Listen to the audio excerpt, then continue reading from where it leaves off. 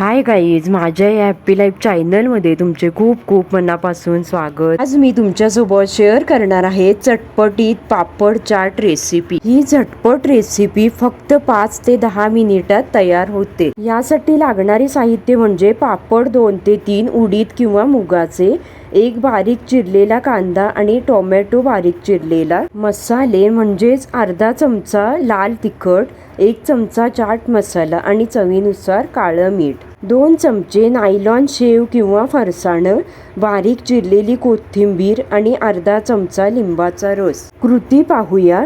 प्रथम तव्यावर थोडे तेल लावून पापड दोन्ही बाजूंनी छान खरपूस भाजून घ्या। तुम्हाला आवडत असल्यास तुम्ही पापड तेलात तळूनही घेऊ शकता। आता एका मोठ्या बाउलमध्ये बारीक चिरलेला कांदा, टोमॅटो, हिरवी मिरची, कोथिंबीर सर्व एकत्र करा। या मिश्रणात लाल तिखट, चाट मसाला, मीठ आणि लिंबाचा रस घालून सर्व जिन्नस हलक्या हाताने मिक्स करून घ्या। पापडाचे लहान तुकडे एका प्लेटमध्ये पसरवा।